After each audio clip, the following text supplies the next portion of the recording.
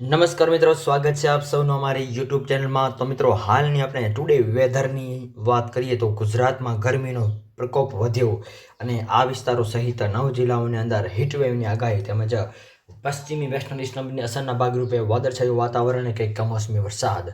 તો મિત્રો, વિડીયો ગમે તો વિડીયોને લાઇક કરો, શેર કરો, કોમેન્ટ કરો અને ચેનલમાં નવા હોય તો ચેનલને સબસ્ક્રાઈબ પણ જરૂરથી કરજો.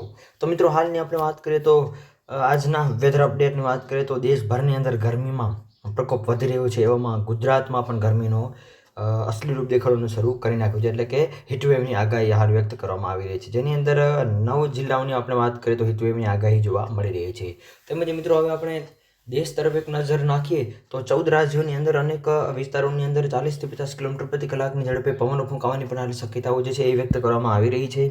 આ સાથે સાથે અમદાવાદ સહિત ગુજરાતના 9 જિલ્લાઓની અંદર ગરમીનું ઓરેન્જ એલર્ટ પણ આપવામાં આવ્યું છે અને 40+ ડિગ્રી તાપમાન પહોંચવાની પણ શક્યતાઓ હાલ વ્યક્ત કરવામાં આવી રહી છે અને અમુક વિસ્તારોની અંદર પહોંચી પણ ગયા હોવાનો અહેવાલો મળી રહ્યા છે.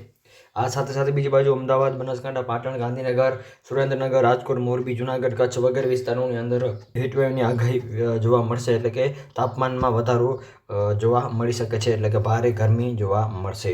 આ સાથે સાથે રાજ્યોની આપણે વાત કરીએ તો બિહાર, ઝારખંડ, પશ્ચિમ બંગાળ, ઓડિશા, આસામ, મેઘાલય, નાગાલેન્ડ, મણિપુર, મિઝોરમ, ત્રિપુરા, અરુણાચલ પ્રદેશ, ઉત્તરાખંડ, હિમાચલ પ્રદેશ, જમ્મુ કાશ્મીર વગેરે વિસ્તારોની અંદર પણ હવામાન વિભાગની સૌથી મોટી આગાહી અનુસાર અમુક અંશે પવનો ફૂંકાવાની શક્યતાઓ રહેશે. તો કેટલાક વિસ્તારોની અંદર વરસાદ પણ પડી શકે છે એવું હાલ અનુમાન લગાવવામાં આવી રહ્યું છે.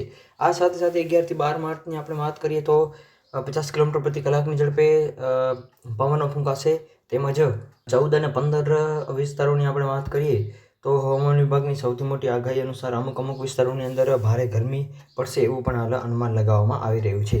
તો મિત્રો, વિડીયો ગમે તો વિડીયોને લાઇક કરો, શેર કરો, કોમેન્ટ કરો અને ચેનલમાં નવા હોય તો ચેનલને સબસ્ક્રાઈબ પણ જરૂરથી કરજો. તો મિત્રો, આપ સૌનો ખૂબ ખૂબ આભાર.